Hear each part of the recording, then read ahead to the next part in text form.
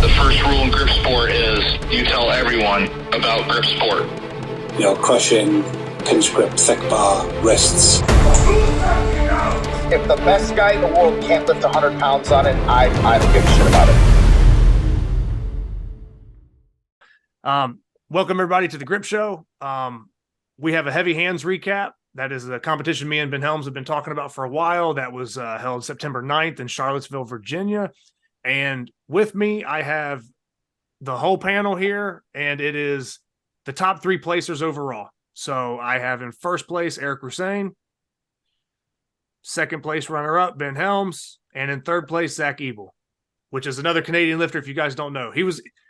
Before we got started, he was saying that no one would know who he is, but after this episode, you're going to know who he is, I promise. So, yeah, have no fear. So, just welcome to the show, guys. Thanks. Thanks. And like I said, it's interesting, and I'll just lead with this this fact, I guess, is I kind of expected for this competition to get more regional or more local support. And when I started seeing your guys' name pop up from Canada, that it was going to actually, I guess, be an international event, I got like way more excited. It definitely pumped me up. And I just didn't see that coming. And you guys could, take turns or whoever wants to go at this first. What drew you guys to make that trip or, put that one on the calendar and, come down to the States and do that? You know what I mean? I just wasn't expecting anybody. For me initially, so a lot of the events I choose are based on when they're held, and the date worked perfectly. Like I didn't have anything else in September. The next one was going to be King Kong at the end of October. I saw your list of events, and I mean, they're all strong events for me, so that helps. Mm-hmm. And then I saw you started posting who's going to be there. And some of the names were like, well, Ben, I wanted to meet, I wanted to compete with Ben. That was a big reason. And then the names kept getting added early in the summer. It got really exciting. So really it's who was going to be there, what the events were, the date, and it was within driving distance. It was a long drive, but it was okay for me. What about you, Zach? Yeah, for me, well, Eric was already going down, so I got to split the gas in the hotel right away. So that made my decision a lot easier. But the main reason why I actually wanted to go, I didn't know how I'd do in the events. And based on the roster, I actually wasn't sure I'd place very well, but I was interested in meeting a lot of the people that I've been following on Instagram and social media for a while, like you and Ben. So for me, it was more about, getting to actually meet people in person. Because after going to Olympia last year, I thought that was definitely one of the highlights of the trip, was just getting to meet other people in the community, and just makes it that much more fun.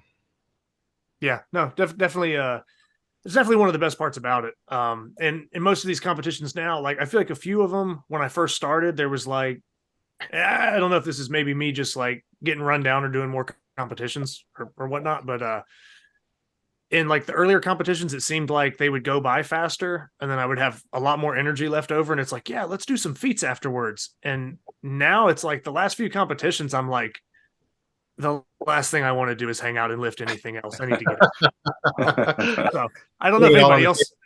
Yeah, does anybody else feel the same way about that? I don't know. I would say I'm more interested in doing feats if I'm not organizing the event. Because if you're thinking just of the tear down and all the work you're gonna have to do, it's less of an incentive to stick around and kill another, spend time doing feats. Yeah. So like when I go down to Jed's, I enjoy 30 minutes of doing feats, but then again, I'm not the one doing all the cleanup. So yeah. My hands can't handle it. I don't know if it's because I'm laying it all on the line for the competition, but when we got to the end of the day there, man, I could barely move the inch off the floor. So, and that's you guys are picking up no problem though. that's normally like a routine lift for you, right? Yeah, I mean, I can normally pick it up, maybe not every single time, but my hands were fried at the end of heavy hands. It was definitely a pretty tough event. I mean, the inch felt 3-4 times heavier than it normally does. I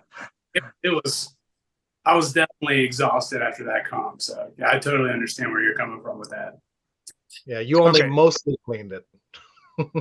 yeah, right. First time, I haven't been able to clean an inch bell doing an attempt. So that was interesting. Really? Wow. Yeah.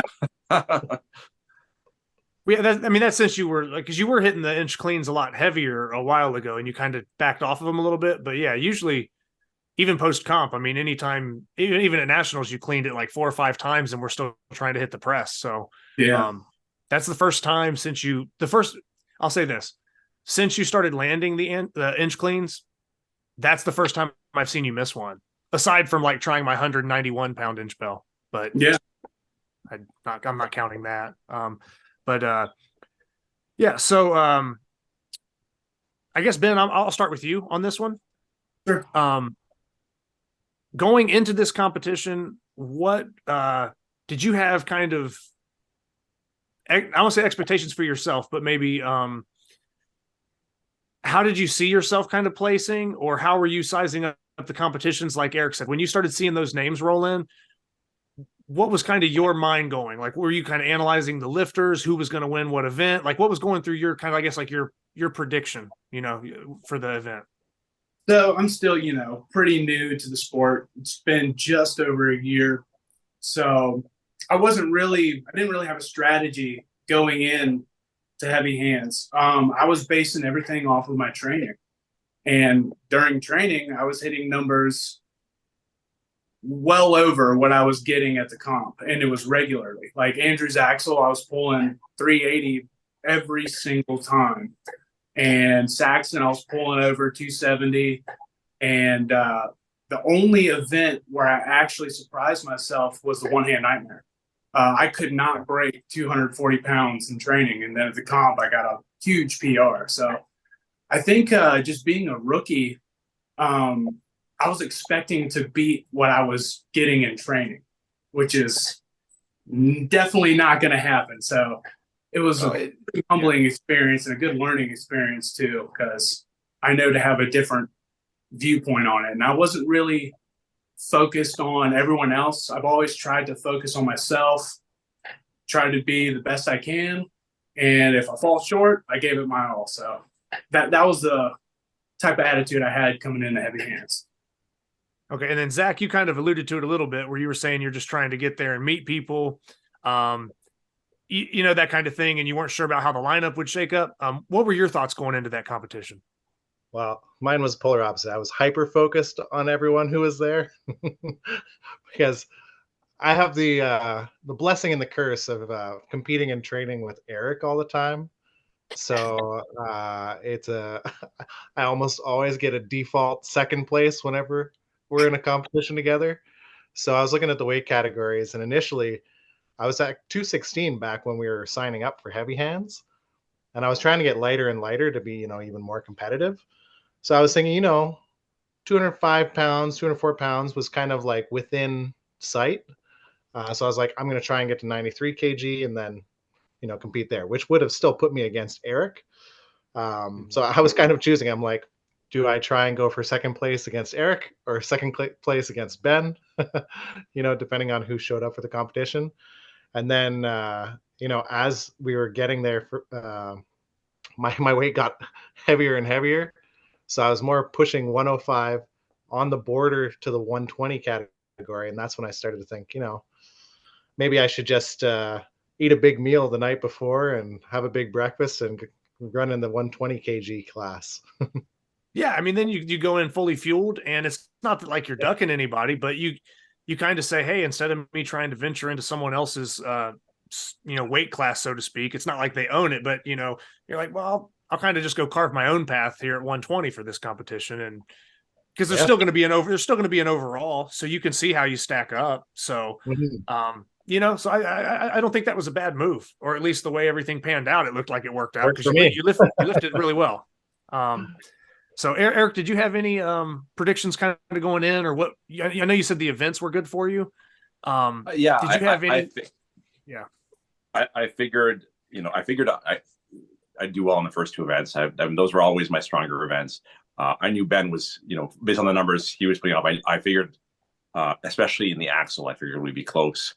The one-hand rolling, that was the one event that I thought I had a good shot of winning, is the one-hand rolling handle. Even though I'd never done the one-handed lift on the Napalm's handle, I got to say it felt really good. Like, I don't know, I was surprised once I was getting, north of 250, I was like, because I think you had asked me, Zach, a while back what I predicted, and I sort of guessed maybe in the 230s or maybe 240 or something. I wasn't too sure, so I lifted even more than I thought on that one.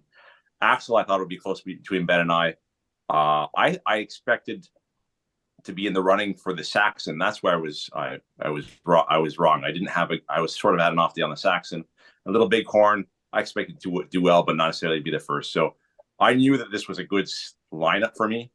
I knew that there was a chance I could win the overall, but even if I did not, I figured I had a pretty good chance finishing, let's say, near the top, based on the names who I thought were coming: Ben, Jed, Nick, all these people who I assumed I knew I'd be right in the mix. Yeah. Okay. So we didn't have anybody in the 83 kg class. So if we were kind of to break it down by weight class, for this competition, it was an all male lineup. So we did not have a female competitor, no women's division for this one. That's something I would like to try to get going next year. I spoke to Ben a little bit about that. Before this was, looking to get more female participants involved in that way, if we could have we had like the men's champion this year, if we could have enough, big enough pool for the women's lifters, I would like to do something, just as big for them on the same side and have a overall men's and an overall women's champion kind of thing. So that's something I would like to, I guess, just putting that out there for future reference for competition. Because like I said, this is something that me and Ben plan to host annually, do this once a year.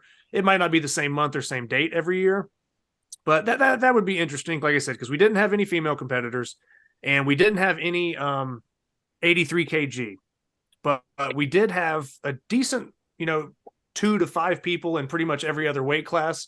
So it wasn't like anybody was lifting against themselves or didn't have somebody to lift against. It wasn't one of those deals where you just go up and you can pull anything and you walk away with first. You at least had somebody across from you that you had to kind of contend with. So, I thought that was pretty good. Do you guys want to kind of go by weight class, or do you think we should just kind of go by events, or any opinions on that? Events sounds good. Just go by events? Yeah. Okay. So typically, and what I'd like to point out here is we started with the one hand nightmare, which is arm assassin handle, or part of the napalm system, but it's the one handle. And sometimes you have outliers where the lighter people will, there's lighter guys that lift bigger than the bigger guys sometimes, but for the most part, especially like this kind of event lineup, the bigger guys usually will pull a little bit bigger, and you end up with those, 74, 83 kg guys kind of falling off earlier. And like I said, we didn't have any 83s, but we had some 74s. One thing I would like to note is just so I don't forget is, with this being rising bar and with some of those lighter weight classes kind of dropping out, as the lesser experienced people, or even if they were experienced but their body weights were lighter, as they kind of dropped out, I was really happy with kind of the support of the room, as far as like the helping of loading plates, the making sure that, hey, what's your next jump, what do you want? Everybody was pretty helpful with that. So like I said, I'd like to give a shout out to a lot of the lighter weightlifters that maybe they couldn't contend with somebody that's 300 pounds or somebody that's been doing this for 15 years. And for them to kind of, realize that, okay, they're out for that event, but then still be heavily involved in keeping everything rolling and, making that process go smooth. I really, as somebody that's hosting it and looking at a score sheet and Ben's trying to judge, I really appreciated that. So I don't know if you guys kind of picked up on that, or what your thoughts were. It was smooth sailing. It was great. Yeah. Yeah. Vinny and Jay really stepped up on that. They made sure all the plates were right and all that. We really appreciate that. That made everything go really smooth.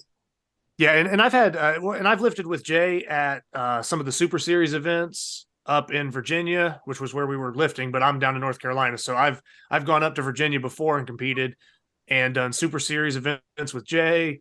And Vinny is from Charlotte, so he's about 2 hours, a little over 2 hours west of me. So I've had Vinny over for like my King Kong venue last year and stuff like that. So I've lifted with both. You know, what I mean, I've had a chance to lift with both those guys. So they've always been super nice, super helpful when it comes to you know, running events, lifting, whatever. So yeah, for this, and that was our 274 kg lifters. But yeah, like I said, just to give a shout out to them, because like I said, the lighter guys typically go out first for rising bar, and it wasn't like they were sitting around doing nothing afterwards. They were still involved in the competition and kind of invested in everybody else as well. And it kept the energy up in the room. So with the One Hand Nightmare being the first event, this one was pretty interesting because there was a couple surprises in this. And I'm just going to say, like, the one that was the biggest surprise to me. Now, my personal prediction, I thought that Eric would win the rolling handle event. Eric does very well at rolling handles. I kind of lean towards him. I didn't think it was impossible that someone could give him a run for his money, or that we couldn't maybe see somebody, you know, within 5 or 10 pounds, or maybe somebody tie him. But I did not expect it to be Jason Mikowski. So Mad Cow, he goes by Mad Cow, and he was dressed up in like this cow print attire. And man, he hit 255 on the 2-inch One Hand Nightmare. And it was like every time he went up to lift, I was like, his hand's going to open up and he's going to drop it. And his hand wouldn't budge, and he would just lift it to the knock bar. And I was like, okay, did it again. And he just kept doing it. What was going through your guys' head at that time? Because like I said, this is my first time meeting him and getting to lift with him. So I didn't know what to expect, but well, yeah. Funny story is, so Canadian Zach and I had breakfast with him that morning, and he had told me, or someone, either he showed me or Zach told me, that he lifted 233 like on an Instagram video. And because I had never touched the handle, I'm like, if he's lifting 233 on this handle, this guy's strong. Like, so yeah. That actually shocked me a bit that he had done that, you know, just on a little Instagram video. So I figured he's probably going to do well. But yeah, it was so cool to see him go that far. And because his hand he has long fingers, but very skinny hand, you know, which is actually good for thick bar. But it was surprising to me. In fact, I was surprised. I think there were 6 people who lifted 240 or more. I mean, that's a big deal. Like, so I was just thought the whole last part of that first event was really exciting because people weren't dropping off at the rate that I sort of expected they would. Yeah, I mean, because realistically, you have people hanging in there till 240, and that would be Jalen Worley and Bob Kropp went up to 240, and they tied there. And then let me see if I got this. Yeah, you and Zach. So you and Zach would have dropped out at 245, and then it was kind of Jason and Eric from there. You know, that 255 and 260 being the top lift for that one. So yeah, but that kind of I mean, in a 16-man event, to have basically a third of the pack still there at 240 pounds is pretty impressive to me. Yeah. So I definitely agree with that. Also, I just want to bring up just for fun, like I said, these are just little side details that, like, if you're not there, you don't get it. But I don't know if this was Chaz that started this. I just assume, because he seems to he's like the guy that makes the funny memes. He's always doing something, and, like, you know what I mean, starting something up, but like in a good way. Jason Mikowski goes by Mad Cow online, and he had the cow print. So, like, first event, he pulls really well because he hits the 255, but I don't know if it was the first event or by the time they got to the second event, but like, this dude would pull a lift and then everybody would just say moo like a cow. So it sounded like they were booing, but they were just like moo. Like, so I thought that was funny that, like, most people there had never even met this guy. And, like, within the first event, he has, like, his own signature, like, fan base, like, and they're making moo noises for the Mad Cow. So I thought that was just like an extra thing that just, like, added to the environment, where I'm like, man, like, this he's pulled like 5 lifts and, like, he's got the crowd with him, you know? So that was cool. I thought that was a good kind of like environmental thing for the crowd. You know, they were involved. But yeah, is there anything else that kind of stood out on the One Hand Nightmare for you guys? For me, not so much on the score side, but I'd never used a rolling handle like I'm so used to the rolling thunder, you got to place your hand in the center. So I'd never used the Napalm's Nightmare rolling handle before, so, or at least with one hand. So I'm definitely going to have to buy a set so I can practice the technique, because with that handle you can place your hand up against the flange, right? Which I think gives you, or might give you, a little bit of a boost. But I didn't quite know how to use that to my advantage really in the competition. So that's just another thing where, if you have the implement and you can practice with it, you might get that much more of an edge over other people you're competing with. Yeah, no, that makes sense, because it is a different style handle in that aspect. And I had somebody, I think prior to the competition, ask me, like, can I have my hand on the flange? And I'm like, yeah, you can have your hand up against the flange, like, as long as you're not turning it into a V-bar lift or there's excessive tilt. Your hand, I mean, some guys with bigger, thicker hands might actually have incidental, I mean, they might be pushing up against it anyway and they can't help it.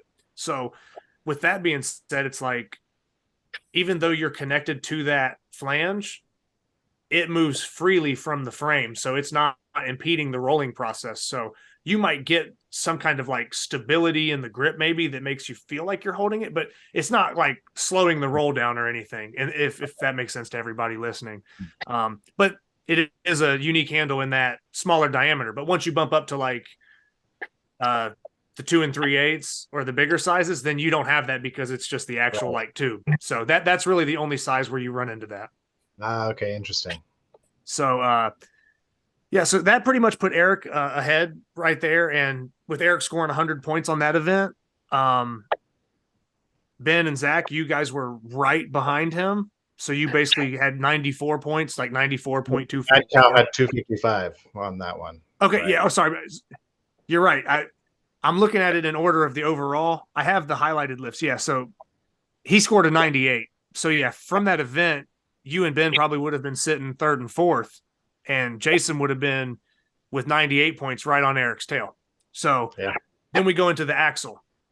And honestly, I'm not going to lie. I felt like there was kind of a similar thing with the axle here, where we talked about 5 or 6 people kind of staying in there longer than I thought on the handle.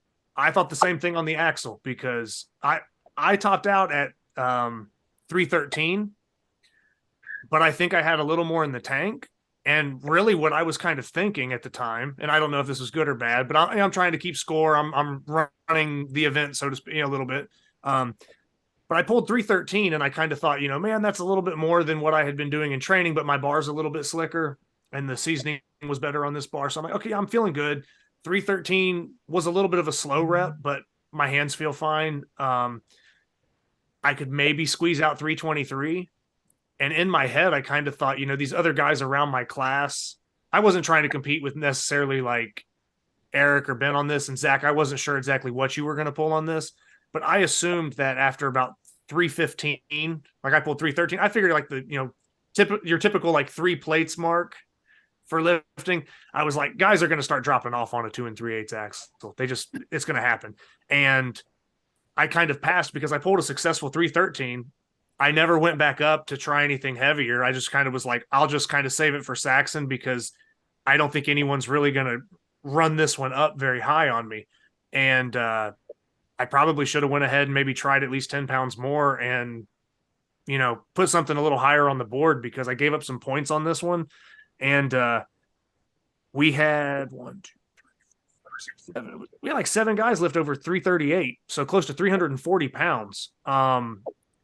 Almost half the lineup. So when that happened, I was kind of like in the same place we were with the rolling handle. Like, man, there's still 5 guys here at 240 pounds on this handle. With the axle, it's like we're starting to get into the mid 3s, and half the group's still in it. So I think that's a testament to the level of competition that was there. I don't know if anybody else has any thoughts on that, but it kind of struck me the same way. I did not expect to see people going, 330s and up and keep pulling, a couple reps. But yeah, anybody have any thoughts on that? Yeah. I was expecting big numbers from people that arm wrestle, and also some of the heavier guys, because there's a lot of wrist and forearm with Andrew's axle. And like I've noticed when I started getting bigger numbers on Andrew's axle, I would tuck my wrists like this. So I would lock in my forearm, and then if I could get it past my knees, my grip could hold the rest because my wrist would eventually straighten out at the top of the lift. So I was expecting, people that arm wrestle to usually do pretty good at that. Eric, you arm wrestle, right? Yeah, I arm wrestle, but in thick bar lifts, I don't use my wrist. I'm like grabbing straight down, so I can't attribute my my wrist strength for a lot of thick bars. I think it's just the size of my hands. I feel I don't need to. But what I will say is I really, really, really love the finish or the seasoning of that bar, because I was not lifting those numbers in practice on my bar. It was slipping out significantly lower weight, but so it was a pleasant surprise. Well, and that's that might be a benefit to that bar sitting out in Ben's humid garage there in Virginia. Yeah. And it's just a lot of humidity, a lot of moisture, and the fact that, Ben, you were probably pulling on that bar, weekly for a year, maybe sometimes more, right? You had hands on that specific bar quite a bit, right, Ben? No, not too long. It definitely wasn't a year. Wasn't a full year? No, I've had that bar maybe 6 months. Okay, but I'm saying, like, ever since you got it, you pretty much like put away the 2-inch axle and you were on Andrew's axle kind of regularly, right? Or am I crazy on that too? No, you're close to that. Yeah. Once Okay. I pulled that 500 on Iron Mind's axle, I kind of put it away and then went to Andrew's axle. But I probably had Andrew's axle maybe a month or two prior to that. So I wasn't really training Andrew's axle that much. I really started getting big into it when I was trying to increase my double inch lifting reps. If I could do a horizontal pull, then doing the double suitcase would definitely improve on that. So that was the main reason. But once Heavy Hands had the axle in there, I really started training it and taking it more serious. That was my main point with that, is it just wasn't like sitting in the corner collecting dust. Like there was hands on it and it was getting chalked up, and it was like, even when you weren't touching it, it was probably humid in there and, kind of rusting up a bit. Just like the Little Bighorn. You guys would have definitely pulled bigger numbers on it. I made the mistake. The seasoning was exactly like Andrew's axle on Little Bighorn, but I left it in my truck overnight preparing to haul everything for the next day. And I had my window cracked and it rained really hard and the whole cab filled with dew, and the seasoning was just ruined on it. So I was trying to get it back to where it was, but it just wasn't there. Well, it was still pretty good. It was still pretty good. Yeah, I messaged Zach about it. I was freaking out. I was like, oh no, I just ruined everything for Little Bighorn. On the Little Bighorn, I know we're kind of jumping ahead, but I hit a 30-pound PR on that. That's great. So you pulled a big lift on that. Yeah. And if I guess just sticking with the axle for right now as I go up, what really kind of impressed me with this one was, like I said, was John Fulber and Jason. So Mad Cow again, 333 for Jason and 338 for John.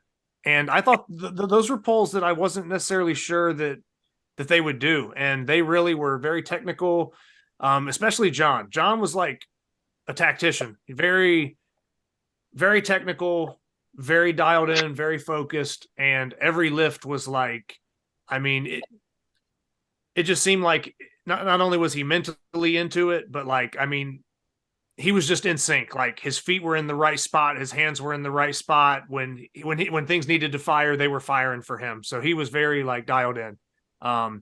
So Jason and John both pulling really well on that. And Jason needs to work on his deadlift strength, because his hands can lift much more than 333.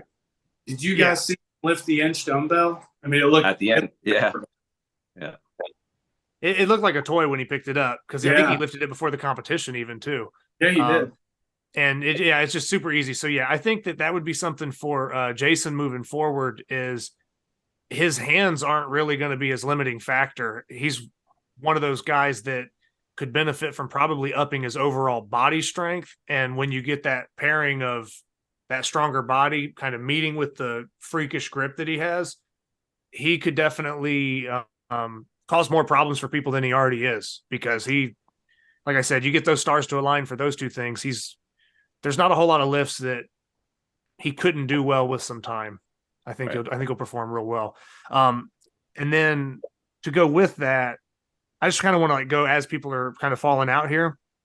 Bob Kropp, which was our super heavyweight. He also bowed out at 338.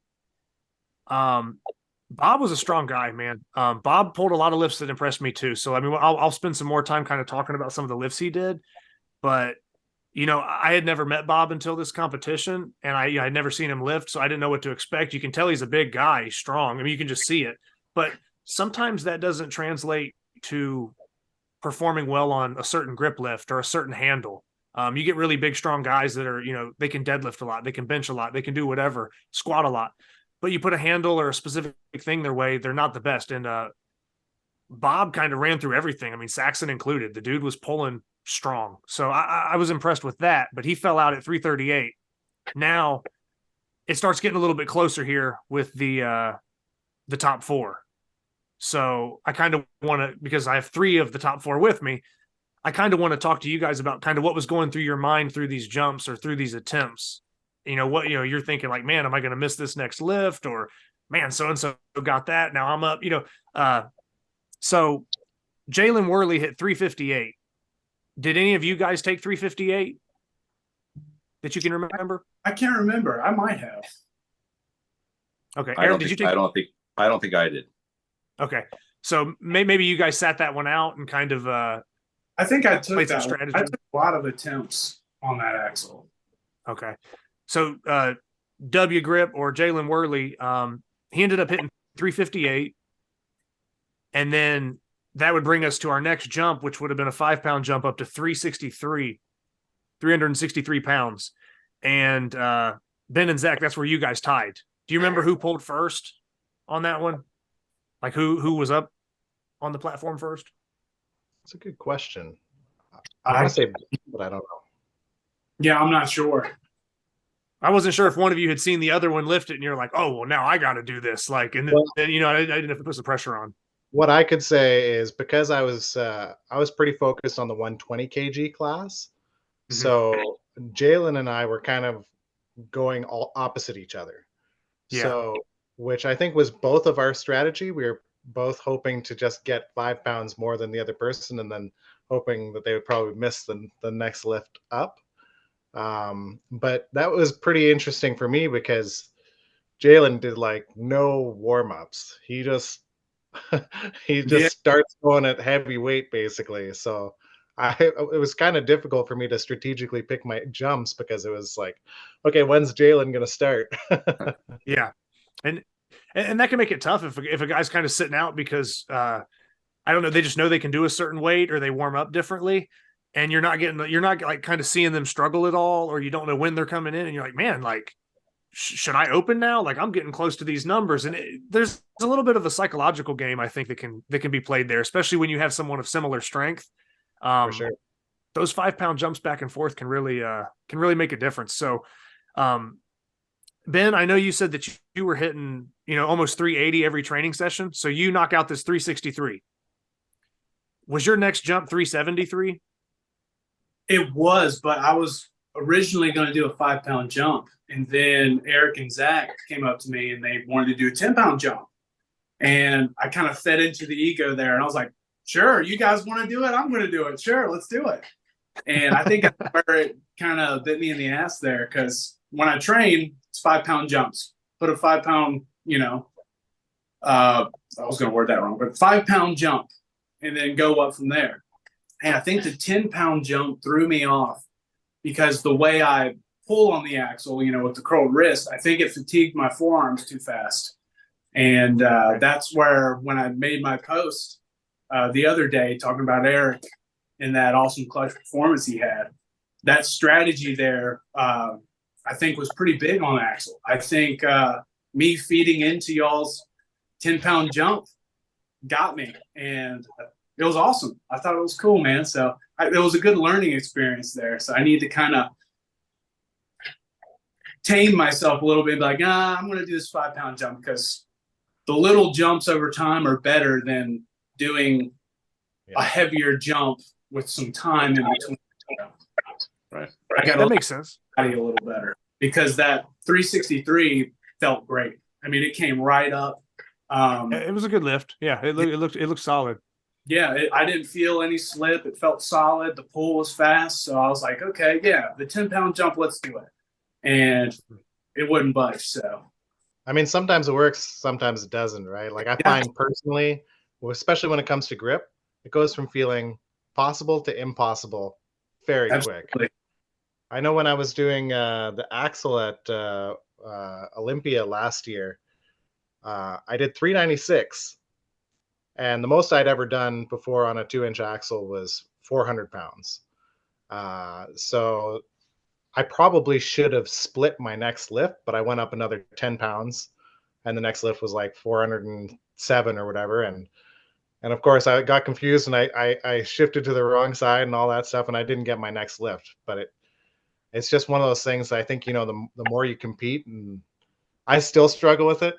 I end up taking too large of jumps here and there, but yeah, the more you know your numbers in advance, I think it helps. But for me personally, I find I don't have the endurance to do a bunch of small jumps. So I personally like to do the bigger jumps because I find I'll just get too burnt out and I won't be able to do more lifts. I'm going to have to for next year. So you say you favor kind of the bigger jumps, but not the same jumps that Jalen's doing. Not that big. No, not at all. Like I typically try and do like my strategy. I get my PR going into the competition on the lift if I can. I'd never done the Andrews axle, so I didn't know what I was going to lift going into this before. But what I try and do is basically say, okay, what's my rough PR? Make that one attempt. Try and get like a lock-in attempt before that, and then once I've met my PR, every single attempt after that. That's my typical approach. But everyone's different. Like Jalen, he does like 2 attempts just based on his slow twitch power, But yeah, everyone's different. All right, Zach. So for you now, you pulled that same 363 and you're calling 10-pound jump. How did 363 feel to you on that axle? And what were you and what were you thinking going into 373? Like, this is in the bag, I got it. I thought I was going to beat Eric, honestly. I think I even shouted in competition. I said, "Don't let me beat you, Eric." Yeah, I remember that. I'm pretty certain you were going to get that 10-pound jump because that 363 moved so fast. Yeah. Yeah, man, he's going to get that. I'm going to place third here on this. I got lucky tying you. Went from easy to impossible. Yeah.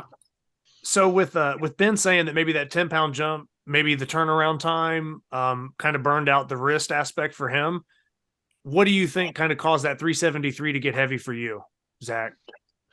Oh, it's a good question. I actually haven't been doing any heavy deadlifts for like 5 months. So I haven't really been training the lift at all. I think maybe the heaviest deadlift I did was probably back at stage 1 for arm lifting, where we did the blue fat grips. Yeah. So, and that's mainly because I injured myself actually before stage 1. So I'd been kind of, basically putting deadlifts to the side, or at least, from the ground lockout deadlifts. I was actually really hoping a lot of people would do worse on this event. As it was my biggest concern, as I was hoping most people would do around 300, and then maybe I could strategically, just do like 305. And me too. Yeah, exactly. That's kind of what I was thinking. And then when we kept getting up to, like I said, like 313, and I pulled that, and I was like, that wasn't. I got the lift. It wasn't an easy lift, but I also, like I said, I don't think I spent everything I had on it. And it was like, most of these dudes are probably going to start dropping 320s, whatever. I'm just going to save it, and maybe I got a bigger Saxon in me today. And they just kept going up like another 20, 25 pounds. And I was like, man, drop points on that one. Like, yeah, you better pull a real big Saxon now because you just dug yourself a pretty good hole. Well, speaking of Saxon, I knew I had to push myself as hard as I could on the axle, because my Saxon's my weak point. Like I hit a PR in every lift I did at heavy hand, so that was awesome. But even still, my Saxon's relatively like weak comparatively. So I knew I had to try and go all out with the axle to make up for it. Okay, and then Eric, so you see these guys miss 373. Did they go before you and then you followed them, or did you knock 373? I think I would have gone first. I was Okay. I generally prefer to be first if I'm able to. Yeah. So I believe I lifted it first. Okay, so that kind of put the pressure on them though, because they're coming off of a heavy. Did you do 363 as well, or did you go? I did. I think I did. I was doing 10-pound jumps at that point. Yeah. Okay, so you kind of nail 373. That puts the pressure on them. They drop out. How are you feeling about that 373 lift? Are you feeling confident to go up another 10 to kind of pour on some more points there and put a bigger gap between you and them? Yeah. So for the thick handle stuff, whether it's one hand or two hand, because it's less of a friction lift, there is some friction in thick bar, but it's more. Yeah. I can really sense how my body's feeling, and I'm like, okay, I pretty much know what I have left in the tank. Not so much on other events that are a lot more friction based, where you can be unlucky. And anyway, so the way the 373 felt, I'm like, okay, if this was reverse strongman scoring, I would stop right here because I would have maxed out, but it's not. So I might as well try and get as many points as I could. And I did feel confident that I could get 383. I did not know that I'd be able to do 278 and then 383. So I just said, well, I've already got a 10-pound lead on this one, but let's try and make go 20. And then I got it. But I knew right there that was my limit. So I didn't go any further.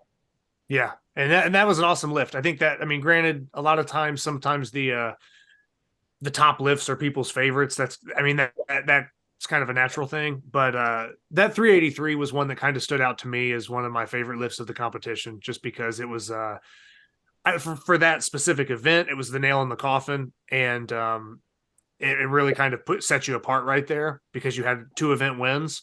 And this is just something else I'd like to bring up real quick is, a lot of people on a 2-inch axle will shoot for like a double body weight.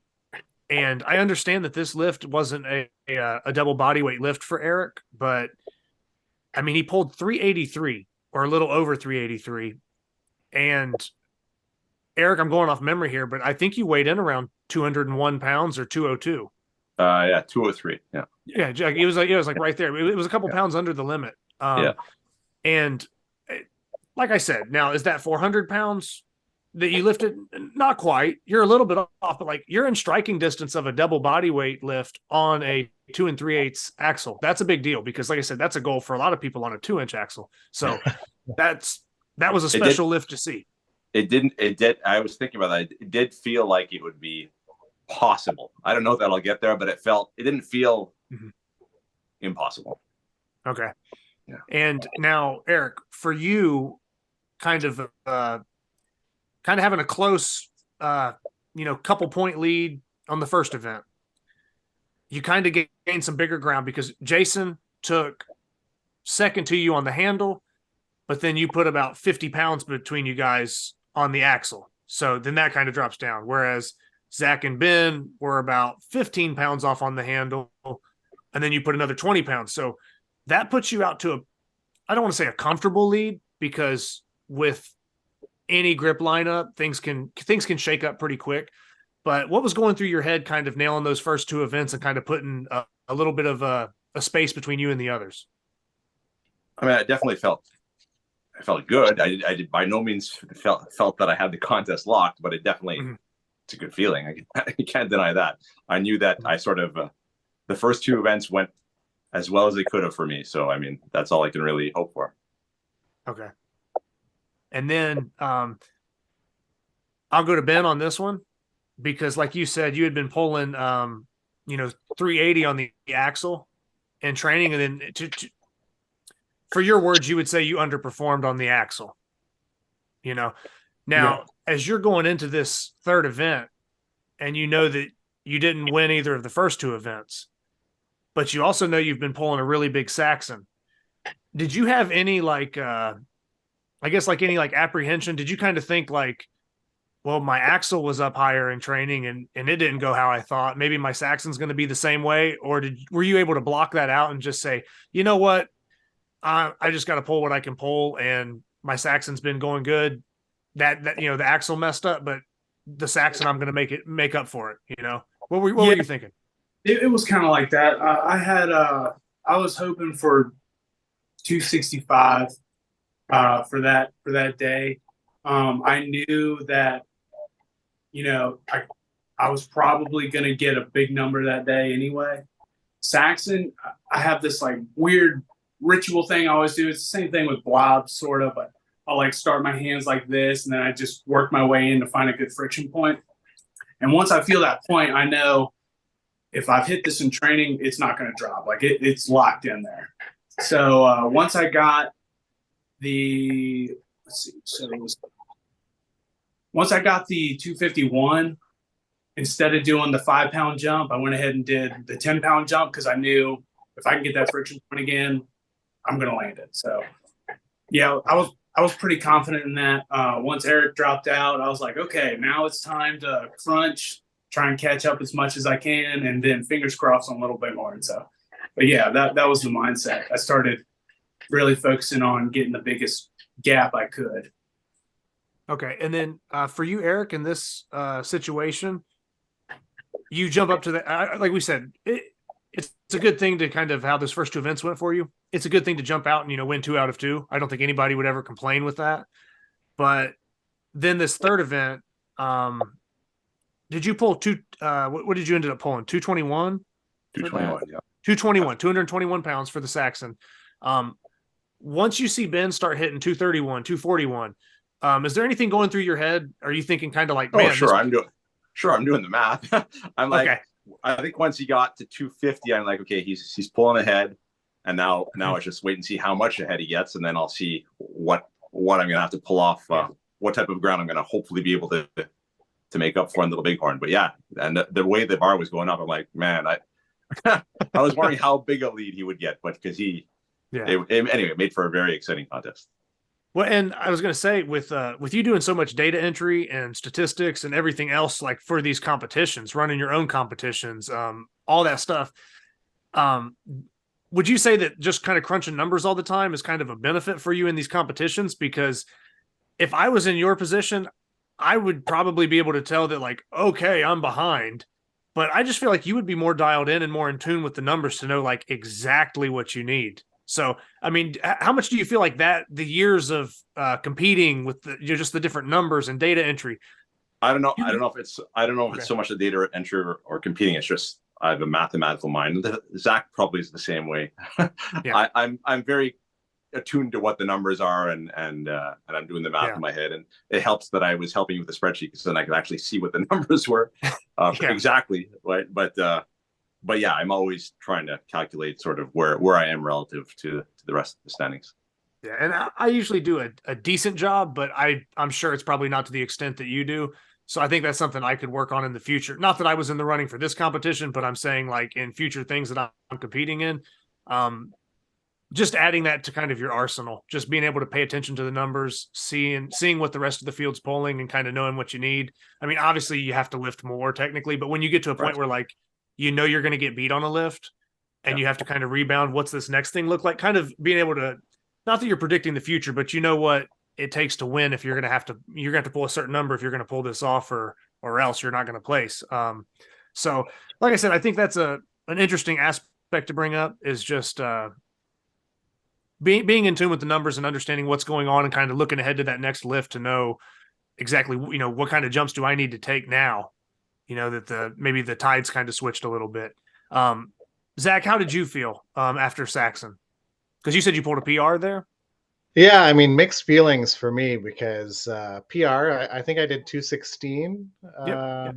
So that was good, because the last time I did Saxon, I didn't even break 200. And I'm typically a pretty calm, cool, and collected guy, but I was furious after not breaking 200 in my stage 2 competition. And I think I learned from it, though. I'd been trying to reduce my range of motion as much as possible with that lift, like very narrow grip, very wide stance, but the narrow grip was working against me. At stage 2, I did 2 lifts where the whole bar just tilted on me, and I lost the lift. So I got a bit of a wider grip now, and you know, I Eric and I talked about this, but we're both. I would say we walk up to the bar, we grab it, we lift it. I think I need to spend a lot of time just focusing on what I'm doing. Is there small things I can do to enhance my lift rather than just walk up to it, grab it, and pick it up off the ground? So I think if I can dial in some of that stuff, maybe I can get my numbers up, and I'm hoping to work on that over the next couple months. Yeah, and that totally makes sense. And what you're saying there is interesting too with the Saxon bar, because generally, I mean, if we're talking like a snatch grip, no one's pulling a snatch grip on Saxon. That's insane, right? But there is a certain point where you get to kind of like there's an optimal range, and generally that's with people's hands closer together. It's tighter to their body. They're kind of locked in. But like you said, if you go too narrow, any little give in the bar is magnified because of that leverage, that weight, that, you know, the distribution of that weight is farther away from your hand. One little slip on one side and it's going, you know? So I think for you, like you said, kind of not going too narrow and finding a happy medium is probably something to, I guess, stay up with and kind of pay attention to that. And I think like, as strong as you are with some of these things, in the future, I think 216 is no problem for you. And I'd probably look, 220s, 230s, very, very soon. So the Saxon for me was a very frustrating event. This year, okay. Like a year ago at World Arm Lifting in December, I lifted 253 in contest. In March and April at the Arnold's and at Kane Nationals, I was in the mid 240s. Then in stage 2 arm lifting, I got 230, and this one I got 221. I was like, I can't really figure it out. But one thing I did notice is the seasoning on all the events at Heavy Hands was great. But for me, for whatever reason, I was not feeling on the Saxon. I could not get that sticky friction point, and it was really messing with my mind. And so much so that I think my attempt at 216, or the one before my last one, I was so like worried about not having the friction that I lifted it, but with horrible form. I actually tweaked my back on that lift. I've been having it's something minor, but this week I've been having a bit of back pain. It's almost gone, but it just goes to show you, normally I am much more aware of what I'm doing, how I'm holding, how I'm lifting, but I was sort of just doing the math, like, this is not going well for me. It's going very well for everyone else. And then I just lifted without concentrating on form, and that hurt me. But I have to sort of figure out what it is with Saxon, because like I said, normally I'm lifting more, so I'll have to try and figure out what's going on. But in any event, it wasn't a horrible lift. It was just below what I expected to lift. Yeah, and I'm kind of in the same boat with you, Eric. I pulled 216 with Zach, but I've pulled mid 230s in training all the time, not leading up to this competition. I'll say my Saxon's been down since the Arnold. So at the Arnold, I really thought that was an event for me where, and I don't know if it was the weight cut, I was sick like the week before, I had COVID or something. So like I'm not one to make excuses, but like I had, a lot of travel, driving 8 hours up there, cutting weight. I was sick. So I don't know what to attribute it to. But I pulled 209 at the Arnold, and it felt like it was an empty bar. And then I dropped 220 the next lift, and I was like, what the hell is going on? This is embarrassing. Like, I lift so much more than this, because the Super Series prior to that, I had pulled like 232 and I had broke like 240 off the ground. So I'm like, I'm a 230s lifter, and to pull 209, that's a warm up. That felt good. And then 220 just like didn't happen. And then I went to EOGC with Mike Saffel and Jason Denji. And I kind of had the same, like, not that it's like a psychological thing, but I had the same thing. I pull 210 pounds. Yeah, it's a warm up. I'm like, okay, we're good for 230 today. 220 doesn't come up. And this competition was a little bit better, but I kind of felt that same thing where I'm like, I'm about 10 or 20 pounds off of what I could really be capable of. And this is a lift that, ideally I would like to make big points up on, or this is where I could gain some ground. And it wasn't there for me. So I just had to kind of pull what I could pull and go on to Little Bighorn, which isn't really a specialty of mine either. So Saxon is like not a specialty, but it's a stronger lift for me typically. This year it's been kind of down all year. And then, like I said, going into Little Bighorn, I'm not wild about that. So once Saxon kind of did the same thing to me for like the third time this year, I was like, man, I don't know if I can catch some of these guys that are above me. Like I said, I'm not in contention for the overall, but I was still kind of, competing with certain guys like John Fulber or Mad Cow. I'm still trying to kind of chip away at those guys with some of these events. And, the thick bar didn't really go my way. The handle was all right, but the axle, they kind of, killed me on. So I was like, well, on Saxon, I'll make it up. And that didn't happen either. So one other thing I'll point out real quick for Saxon is, if I'm looking at the sheet correctly, Bob Kropp, to bring up our super heavyweight lifter at the competition again, he pulled 246. Yeah. For the second highest lift. That I don't know how many competitions Bob has done, but I want to say he's relatively new. Yeah, And I think you said this was his second contest. So. Okay, so he might have done a competition with like Michael Dalton or something. I think they trained together and they lift. So I'm sure Michael Dalton knows how strong he is, or he's seen some things in training, but or that first competition that maybe he did. But yeah, for your second competition ever to put up 246 on a 3-inch Saxon, I was impressed with how he lifted. And I mentioned it a little bit earlier, but yes, I mean, he took second place in that event. And, that's, and in that lineup, that's nothing to, I guess, that's no joke. So figured I would at least mention that lift. And John as well, this is his second, he's getting consistently in the 235, 240 range. And he's not a heavy guy. So it's impressive. Yeah.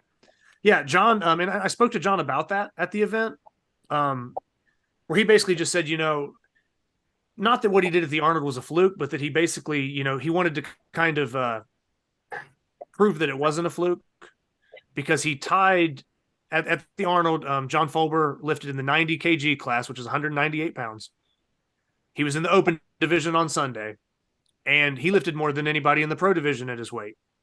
So he pulled 242 on Saxon, which tied Tanner Merkel's 90 kg record. So at 90 kilograms, Tanner Merkel and John Fulber hold the Armlifting USA Saxon 3-inch record. They share that. So John coming in, and I want to say he, from going by memory, I don't think he made a small 5-pound jump, because it's kind of like, okay, I've already pulled 240. I think he went 10 pounds and he tried 246 after that.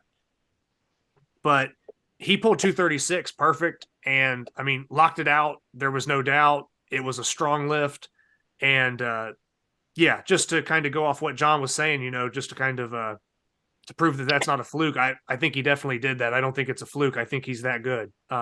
So yeah, a huge lift for him, or duplicating another huge lift. So it seems like I said, and John surprised me on axle as well, but to keep that Saxon up there, similar to his Arnold pull. And like I said, had he made the next jump, I mean, that would be new territory for him, probably, pulling 246. He was right there behind Bob. So good that you mentioned that, Eric, because yeah, John, I knew John had a really good Saxon going in, especially for a lighter weight. And that was something I was kind of keeping my eye on, just like I said, for the overall. Anything else on Saxon to kind of mention? Anything stand out to you guys? Actually, I do have one I'm going to bring up.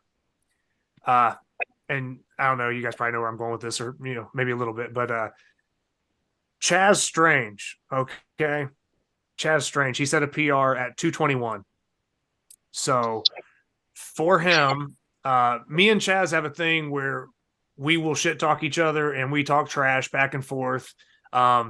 We had a thing for US Nationals where it was like, I'm originally from Ohio, where Jason Dingy's at and stuff, so it's like me and Jason Dingy are Team Ohio and him and Jed are Team Pennsylvania. And we created like just this, just screwing around, and we're joking. So I gave Chaz so much trash talk about him dropping this green inch dumbbell during medley at Nationals, like months prior. I was just like in his head talking trash to him.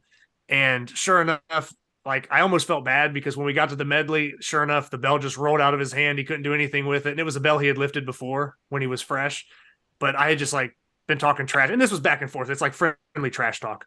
But before the Saxon event, we were still pretty close because he kind of he stuck with me on the axle a little bit. And he was joking with me saying, you know, I'm on your heels. I'm on your heels. And I was like a little overconfident because I'm like, you know, we're getting ready to do Saxon, right?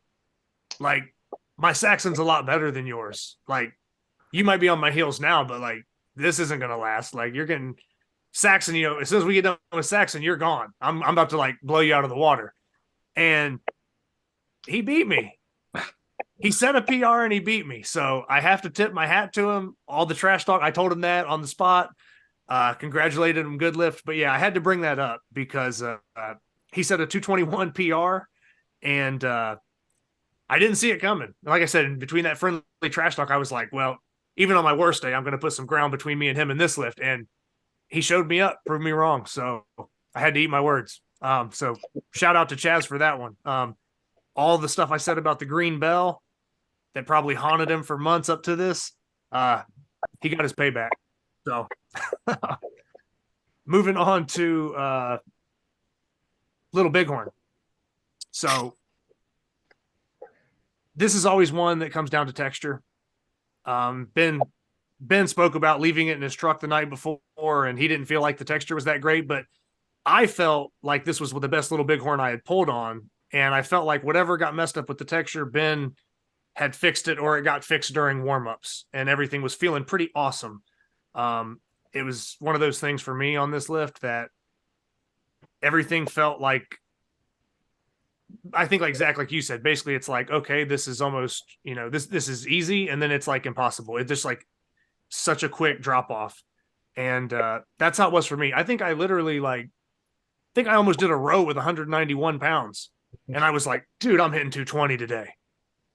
And then like barely, you know, like barely got my next jump. And then like 206, I failed. So I was just like, Maybe you shouldn't have done it. Yeah. It was just like glued to my hand for like 191 and 201. That horn was glued to my hand, and 206, something happened and it was just gone. It was like all the magic of it, the whatever, it was gone. But Eric, you took a top lift on this at 226 pounds. And that's, I mean, essentially, you can correct me if I'm wrong here, but you pretty much had to, Ben pulled 206, Zach was at 216. So you guys were all relatively close there. Ben's 10 pounds under Zach, you're 10 pounds under Eric. Eric, do you know what you needed to pull to win right there? I hadn't calculated exactly, but I knew if I beat Ben by 10, either it would just be enough or not quite. But I knew 10 was very, very close. Okay. Yeah. So with that being said, you kind of went ahead and pulled up a little bit extra. Now, Ben, just curious, what were you pulling on training lead into that? It was between 225 and 230 regularly. I mean, it was, I don't know, man. The texture definitely got me. But, you know, the other implements too, I didn't put into consideration. That get me out a lot as well. But warming up, it was 190 every time. Doing the rows with it, like you said. And I posted my last Instagram post with Little Bighorn, and I topped out at 235. So I was expecting it at least get around the 220, 230 range, and didn't come close. Yeah, because I remember, I think your first attempt, Ben, was it 201? Because I remember you lifted it and you're like, that was the heaviest 201 you had ever felt. Yeah. So right there, I saw that you were uncomfortable. But yeah, so because that was was that your first attempt? Your first at 201? Yeah, it was. It was. Yeah. So that was pretty high to start. You may have done a warm up before, but yeah. It's not easy while you're running the competition Yeah. too, and doing the judging and the refereeing. And this was your first competition you guys ran, or yeah, like I mean, I've hosted like smaller, like multi-venue stuff, like a King Kong, where maybe I have 5 or 6 people. But as far as like hacking up stuff, having a setup at a like a neutral venue that I've never been to before, and having to like Yeah. man the computer, like if it's at like the house or something, my home gym, and I have to like write down like 5 guys' numbers, it's not a big deal. But when you have like basically, I mean, international competitors, people flying in from Colorado and stuff like that, it's like there's just the numbers, and like sometimes while I was sitting there with the spreadsheet, I would just get to finishing like my pen, because I'm manually writing it down in case anything happens to the laptop. So I kind of have both going at the same time, just in case, I don't know, the laptop breaks, something happens, the power shuts out. I want to make sure that I still have all the stats on hand. So I was making sure that everything was pen and paper first, and then when people would kind of top out at a lift, then I would enter it in as a final thing. But yeah, I there was times where my pen would just, I'd just be finishing the one lift and I'm already looking up, and someone else is already about to go, and it was just like nonstop. And like I said, that was something that was new to me. I kind of anticipated it, but yeah, I would say another comment too, like grip is very related to your central nervous system, right? So stress and all that will affect your performance, and especially if it's not like you're still building those pathways of running a competition and competing at the same time. I know Eric has done it probably like 100 times, so he's very comfortable running the competition and competing at the same time. But I would say that's pretty taxing to do both at the same time. Plus, I know that there were people volunteering to switch the plates and whatnot, but you guys were doing a lot of that work during the competition too. So, basically I was saying, don't be too hard on yourselves if you didn't get the numbers that you wanted in the competition, because I'm sure that plays a part too. So anyways, just my observation. No, absolutely. And I'm never one, like I could have had a broken hand or something, and I'm not going to like use that as my reason for why I lifted less. I don't want to be like, oh, I came in with a broken hand. I just don't like leaving any excuses out there or anything like that. I just think it's, I don't know. There's just something about that it doesn't sit well with me when people kind of, say stuff like that, because it's like everybody has to travel. Everybody has injuries. Everybody has something that's going on in their personal life that's not right. So, that person that kind of, those people are out there, and I'm not accusing anybody directly, but there's people that, oh man, I didn't sleep last night. And it's like, well, half these competitors didn't sleep last night. Like Ben hasn't slept much in the last 3 weeks. So yeah. Right. Yeah. So Ben's rolling in on a lack of sleep, but yeah, like Ben's not the type of guy that's going to be like, well, that's why I didn't lift as much on the axle. And you don't want to have that attitude. I get that. And you guys aren't making those excuses, but I'm just commenting that. But if anything, I guess I'm saying it more for the people who haven't run competitions. Oh yeah. Maybe if you're going to run a competition, just try and figure out as much stuff as you guys did a fantastic job. And I've heard of competitions that did not run nearly as smoothly, and you guys were very professional, and you had other people helping you with it during the competition too. So I guess, to anyone who's interested in running a competition, make sure you've got some help, that you're not going to be doing it by yourself. Because it will affect your performance, obviously, if you're new to it. We went into heavy hands without having plate loaders. Like, we were expecting to do it ourselves. So that's when, Jay and Vinny stepped in. That was great. We really appreciated that, because we were going to be loading plates the whole comp.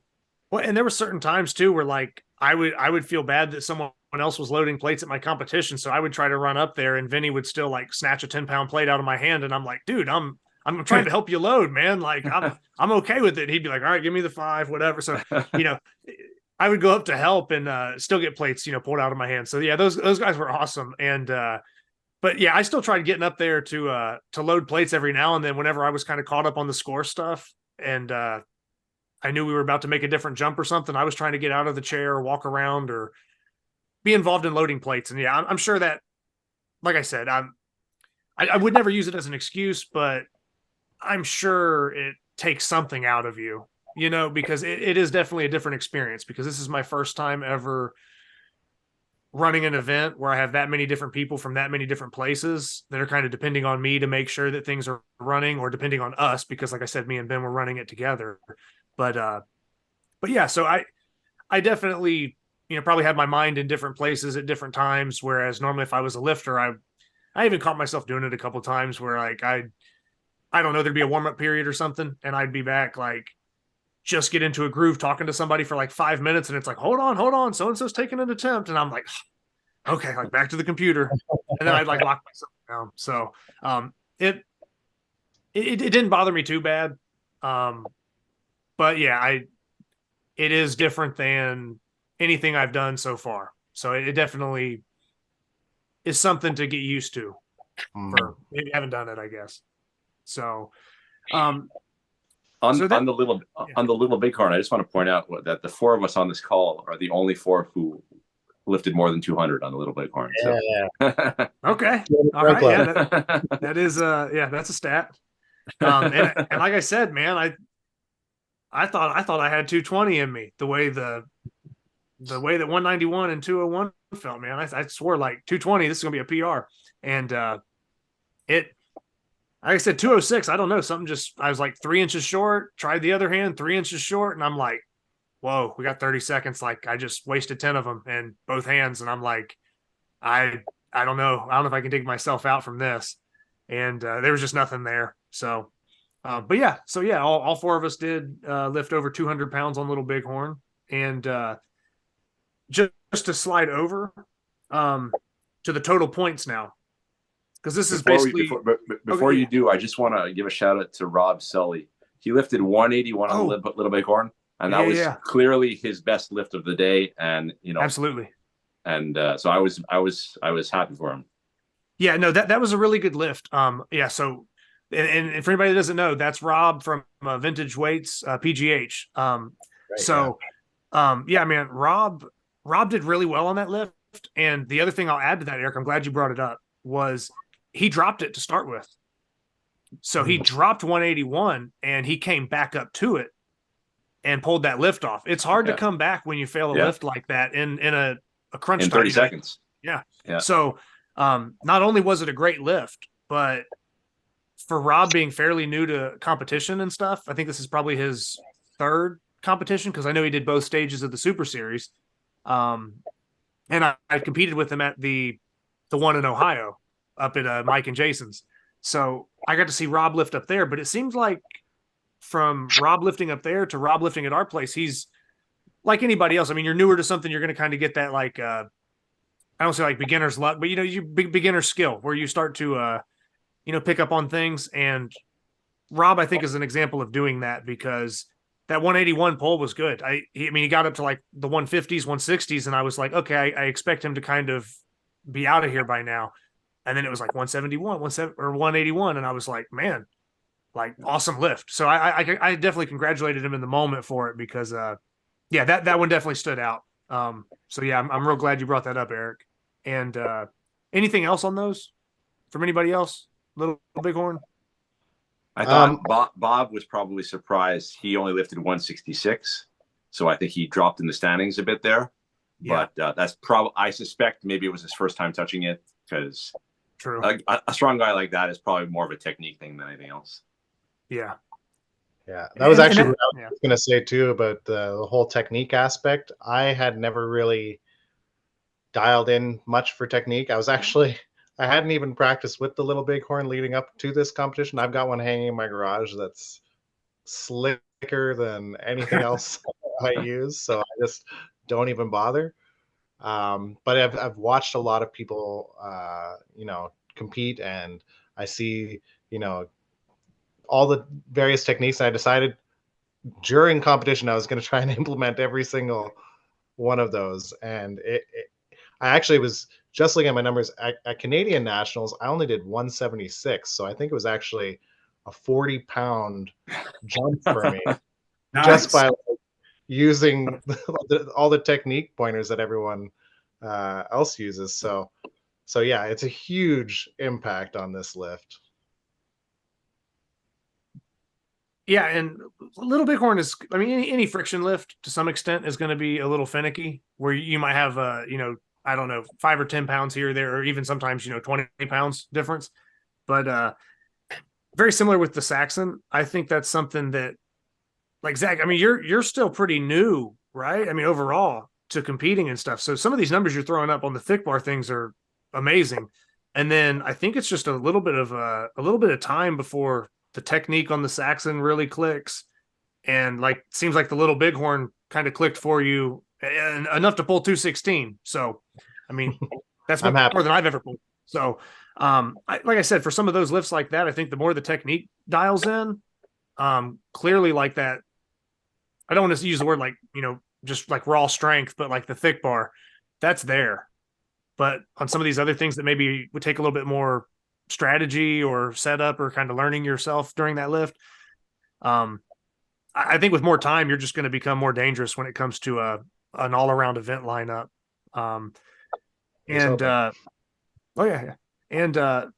So with all that kind of rounding out for the events, that put Eric with a 4. So out of 4 events, if we use 100 points for the winner, the maximum points you can get would be 400. Eric ended up at 384. So 384 and some change, but Ben, you were right behind him with 380, just to show how close that was between you two. So, Ben, you have any thoughts on that? Really, I just think all around, Eric had an amazing performance. That rolling handle, I was predicting it before the comp. I was telling Zach, he's going to pull 260. You watch. Oh, really? Yeah, it happened. I was watching your pulls on the Country Crust Raptor, and I was kind of like relating it to what I could pull. I was like, this dude's going to pull 260. Just you watch. And it happened. So that was awesome, man. I got super hyped for that too. Thanks a lot. Yeah. And then Eric, what did you think with like basically having a 4-point difference there?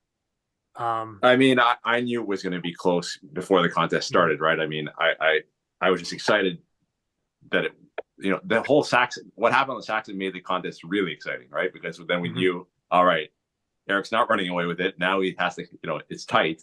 So, obviously I'm thrilled to finish with the win, but it's a lot more fun to win a contest that's close than to go into a contest knowing you're going to win. You know what I mean? So I really, really enjoyed the experience. Yeah. And I think the fact that it was close, because Zach, you weren't too far off. Like I said, I mean, you're like 13. There's a little bit more of a gap, like Ben's at 380 for the points. You're 367. Then Jalen's 358. So like there's a little bit of room between those once it starts getting there. But still, with the way this sport is and the percentage-based scoring, 1 or 2 fumbles here and there, or 1 or 2 guys hit a PR, and I mean, 10 points is really nothing when you really look at it. So, really a close competition. I will point out one more thing, at least on the scoring side here, is that 5 through 8 was insanely close, and I was on the bottom and I was on the losing end of this battle. 5th place to 8th place for points was 348, 346.2, 345.9. So between Jason and John, that's what, 0.3. That's not even a full point. I mean, that's I mean, that's like it's like a 2.5 pound, plate on a different lift or something. I mean, it's crazy how close that is. And then I had 341. So 348, 346, 345, 341. That little bunch up right there, if anybody had really lifted, maybe give or take 10 pounds or made or missed a lift, 5 through 8 could have probably shuffled up anyway. I mean, and like I said, I ended up 8, so I got the losing hand on that one. But yeah, like maybe if I had pulled a 230 Saxon, I'm looking a little bit better up the list, but not this time. So I just wanted to point out that it was close because, like Eric said, you want those competitions where you don't know who's going to win. You don't exactly know who's going to come in what place. You want it to go down to kind of the wire, or these lifts matter. No one wants to be pulling on an implement and you're like, well, by event 2, he already won.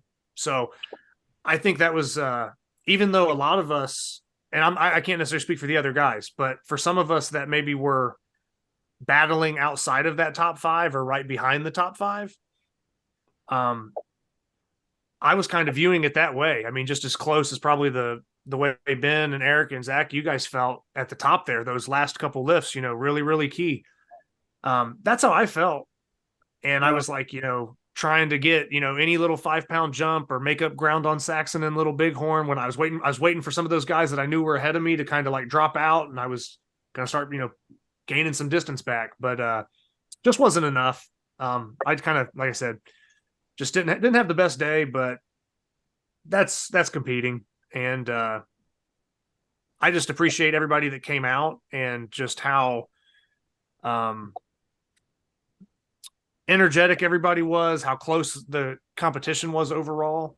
And I don't know, is there anything else like just overall? Because like we could get into like the post-competition type stuff. I'd just like to point out that I was looking at the weight class results, and in every weight class, with the exception of the super heavyweights, no one won all 4 lifts.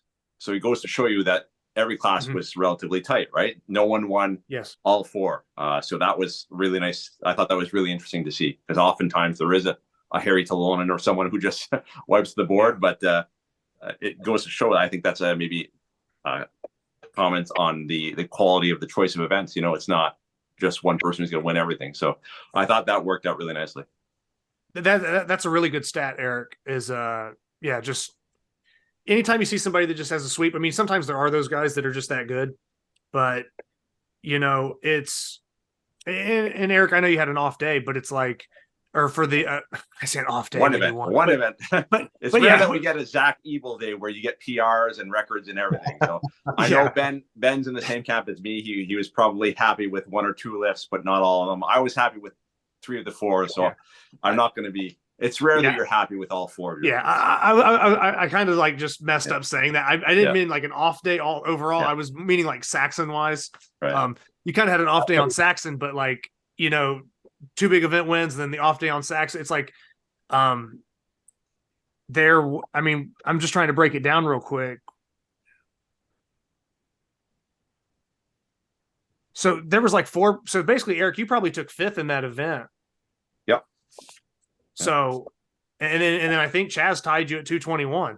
Yeah. So, that just goes to show, like I said, I mean, and you're the overall champion, but just due to the circumstances, I mean, that you can find yourself, 4th, 5th, 6th place. I mean, and it can shake up really quick. So I think it's just important to kind of point those things out, because I think everybody assumes that, oh, well, Eric has the belt and he did this, and like he never has a bad day, or none of these guys are ever human. And it's like, no, like he basically just posted a 5th place result right there. And I think, like I said, that goes to kind of like, speak to the level of competition that was there and the other people that are taking their attempts and give them their credit. But, and like I said, I realize you could pull more. We've all probably pulled more on Saxon to some degree, but that's why you still have to have the competition, is just to see how these numbers play out. And you brought it up too about the weight classes, Eric. I would like to just go down, and because some of these things we're doing, and a lot of it is you guys in the top 3 or occasional person kind of, bumping in there. Would just like to give a shout out to all the weight class winners. So if we start at the 74 kg class, Jay Ripley took that class. And then at 93, Eric, you took that class, and obviously the overall. Ben, you took 2nd place overall, but 1st place at 105 kg. Zach, 3rd place overall, but 1st at 120 kg. And then Bob Kropp, like I said, Bob was super strong, other than, maybe some technical stuff on the Little Bighorn. Bob was a powerhouse, and Bob took the super heavyweight division and won that. So I just wanted to make sure that we mentioned all the weight class winners, because it's very easy to kind of only focus on the top lifters on these things, but there are people still winning their weight classes and stuff like that. So I just wanted to, like I said, kind of at least add that in, and then we can kind of get into, I guess we've recapped the stats and the lifts and how those went, but I guess maybe just kind of analyze the the competition as a whole, maybe the environment, maybe the people, the prizes, maybe other aspects of it. Just the experience, I guess you could say, for maybe like I said, out of the international lifters coming in to, Ben, I think you knew some people that was like the first competition they've ever done. Yeah, yeah. I had my neighbors come in. They've never done grip, and my buddy Chris, he might have placed last, but it's his first time ever doing grip. He had a great time. I was showing him a few pointers on some things, and he seems like he's going to be returning next time. So that's great. I'm trying to get as many people in this as we can. So Chris actually, he helped me with some lifts. Like I said, I was trying to absorb whatever I could technique wise, and he gave me some pointers on, I think both the Saxon and the Little Bighorn. So, it's one of the beauties of going and competing with a group is, everyone's so kind and generous with their time and their thoughts about, all the lifts. So can't go wrong. One thing I just noticed is that there was a lot of funny people in the room. Like, it wasn't just, there was a lot of jokes, a lot of puns, a lot of dad jokes. It made the whole atmosphere, very light and very supportive. Everyone was, that's sort of typical in grip contests, but that group in particular I thought was really a really positive vibe. So I really enjoyed that. Yeah. And everyone got hyped up too. When you get everybody to cheer on the next guy lifting and they all get in on it. I love that stuff. That really gets me motivated for the next lift. Yeah. And that's something I would bring up because I was so focused on the computer a lot of the times, trying to make sure that I was doing the math. And Eric, I have to thank you for kind of stepping in and taking over the last half of, the ending of that competition to probably save everybody an hour of watching me punch stuff in on my phone calculator.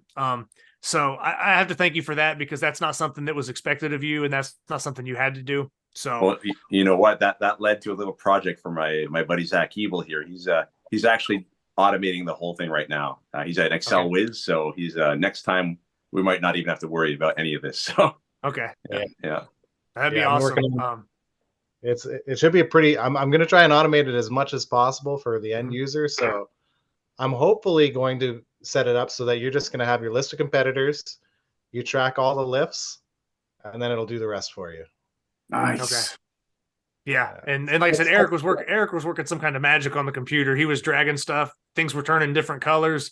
And next thing I know, like everything was like in the proper place. And I'm like, okay, yeah, like this dude just took like 2 hours off this already like extremely long competition. So some of these competitions do run pretty long.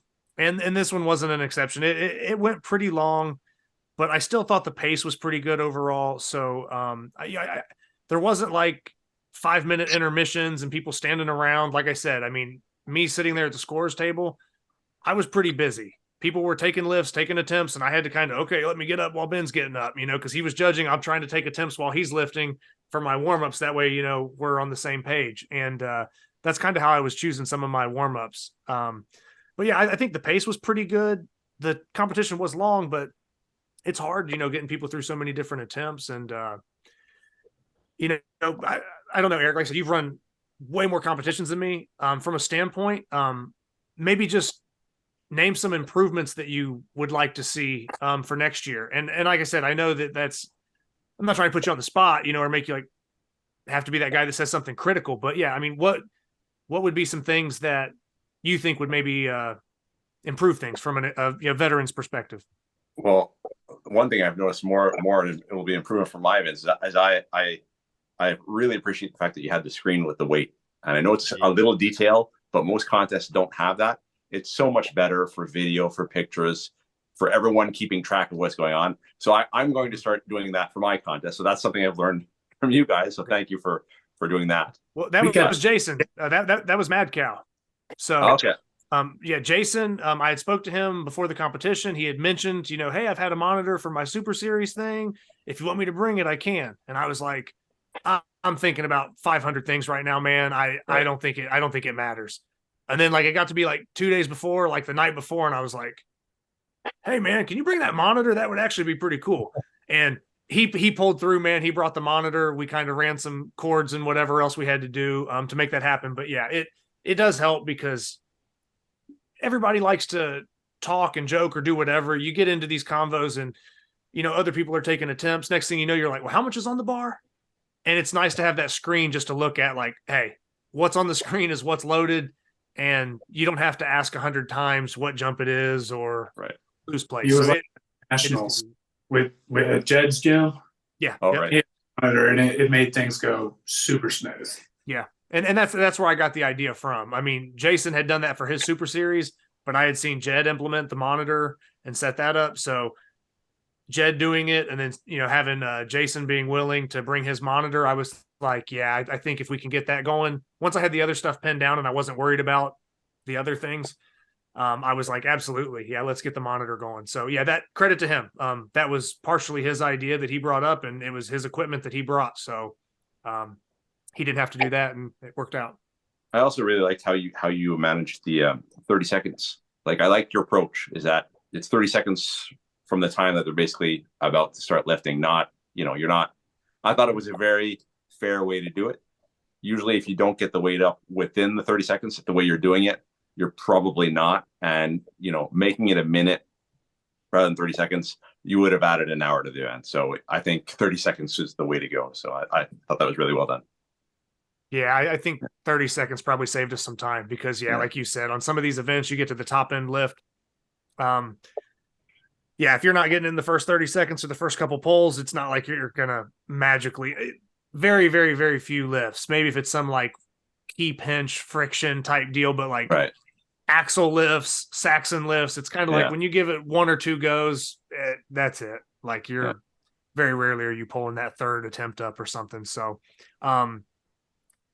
but yeah, like I said, the only reason I'm asking is because I had my face in the screen a lot, so I didn't get to be as big a part of the joking and laughing and talking and in the experience. So I was really so focused on the computer, I didn't get to kind of feel what everybody else was feeling fully. And normally I would be running around talking to 20 people and whatever, having a good time. Not that I didn't have a good time, but I was just so focused trying not to miss a certain attempt or make sure that everything was getting put in the right way. That's why I would just like to hear from the competitors or somebody that didn't have a position, what their perspective of the competition was. And like, I know you kind of mentioned like, the energy and people being supportive or funny, but yeah. I could add to what Eric was like. Seriously, I only have good things to say about the competition you guys ran. The trophies were really cool. They had that personal grip feel to it. You had the awards for all the classes and then the overall as well. The sponsors you got, the cool prizes, like I can't wait to take advantage of the Canon PowerWorks prize you guys got for me. Cool swag with the stickers and stuff. I loved the timing of the competitors with the actual stopwatch. Thought that was great. Also, I think something that might be kind of overlooked here that people could benefit from as well when they're running their own competition is run it with a friend. You guys did it together, and I'm sure that made it substantially better for you guys rather than if one of you take it all on your shoulders. But you guys did a truly fantastic job overall. I thought it was great. I was just say after 2 or 3 weeks with a newborn, Ben would have lost his mind if he had to run that by himself. Yeah, he would have just like malfunctioned. but no, yeah, it definitely, like, if I had to sit there at the computer, because I watched Jed do that at nationals. I mean, Jed was at the computer and judging all the lifts, like, whereas I had Ben at least to sit there and judge while I'm just handling the data entry or whatever. So yeah, I could only imagine how much harder my life would have been if I was also responsible for calling lockout on top of everything else. So great advice there. And for what it's worth, I think I had a homemade dumbbell just for fun. Like I said, I had some people that train with me that couldn't lift some of my bigger inch bells. So I had like 2 kettlebells that were welded together with a pipe in between. And it's about as close to it, like without a foundry or something. It's about as good of a baby inch dumbbell as you could get. And it weighed 117 pounds, but I have a decent amount of weights and collection of stuff that I just had no real use for it. So I was like, you know what? I'm going to raffle this thing off, man. So I just threw everybody's name in this little mug, shook it up. I pulled my name first, and I'm like, okay, clearly I'm not keeping it. I don't want it. I don't even know why I put my own. I don't even know why my name was in there. I'm not sure if my wife put it in there or if it was, if I just went down the list and default put myself in there. But Doug Carney, I believe he's from Maryland, but I talked to Doug on the grip board, and I think Doug was our only masters lifter. And Doug is somebody that competed at Maryland's Strongest Hands, and from what I can tell, because Chaz was with him, Jed was at Maryland's Strongest Hands. There's some people I've talked to, but I think Doug pulled a lot higher on a lot of his lifts too. So Doug was our only masters lifter, and from the Maryland Strongest Hands to these events, Doug showed a lot of improvements, and I just would like to, give him the credit there. But well, I think he also got like a 30-pound PR on one of his lifts. So another huge PR. Saxon. Was it Saxon? Yeah. It seemed like he had a good day, but to top the good day off, after I drew my name, that's the next name I drew out of the hat. So he walked off with a baby inch dumbbell, or 117 pound inch dumbbell. So it was cool to see Doug get that. And it's nice to know that, granted, if anybody at the competition got it, I know they'd put it to good use, but it's nice to know that, Doug's already messaged me on Gripboard a little bit talking about, what he's able to do with it and how he's planning on training with it and stuff like that. So it's just good to see that go to like a good lifter and a good home too. So absolutely. Is there anything else, like I said, from, I guess, trophy sponsors? I want to mention that because I did not know there was going to be prize money. Okay. So the fact that you guys had sponsors, you were able to give prize money to the top three. That was a pleasant surprise. so that was just the icing on top. So thank you very much. Okay, yeah, and that is worth mentioning. So West Coast Arm Sports, so that would be like Will Giuliani. That's like some of the West Coast guys. Will was our sponsor for that, so most of that prize money came from him. Now there might have been some extra stuff that we threw in on top of that from what he had given us, and that is how he wanted it split up. So we honored that by making sure that there was a 1, 2, 3, and pound for pound best. It just so happened that with the way the math worked out, Eric was number 1 and he was the pound for pound best. So you walked away with like $240 or something. Yeah. Basically paid for splitting everything with Zach. That basically paid for the trip. So for the gas in the hotel. So it was very nice. Well, I say, and I know there's not necessarily a lot of money in grip or a lot of money in the sport or big cash payouts all the time. I understand that. But it is a good point that you brought that up, Eric, because that is something that I don't know. And this is not me like putting anybody on blast or something crazy, but if Ben with a newborn, like baby that's like 2 weeks old or something, I mean, this like just happened. Like me and him run down, like I had to drive 4 hours to my own competition and lug a bunch of this stuff up there. If just like regular old Zach and Ben can put in enough effort for the athletes to get these kind of prizes and kind of, do this stuff. And like I said, we had sponsors. So I'm not saying like, oh, we just did it our own out of pocket. We had some help, but that also comes with kind of like reaching out within the community and having good relationships with people as well. But if we're able to kind of do that stuff, I'm not trying to like put my foot down or put some pressure on the bigger organizations or the bigger people that host stuff. But I think if you want your events to be appealing or you want your events to be attractive, you have to do something that kind of brings the people in. And I'm not saying it's all about money. That's not the case either. But, people travel a long way to these events. They put a lot of their time into it and, staying in hotels, gas money getting there. So, maybe it only breaks you even because you traveled so far. But I would rather have that than charge you $100 to be at the event and have you go in the whole $300-400 and basically be like, well, yeah, I won, but I'm also, I also just blew $500. Like, how many times can I duplicate this year? So it would be nice if, and I'm talking hypothetical and in the future, it would be nice if we could get to a place where maybe something like cash prizes or bigger sponsors or things like that became a little bit more normal or a little more regulated. And I understand, people are doing what they can, or maybe they are trying as hard as they can to do that. But I just think, like I said, me and Ben kind of view ourselves, and I'm not going to try to speak for him. He can speak for himself, but we kind of view ourselves as like regular, just kind of like regular guys in the sport. We don't have like,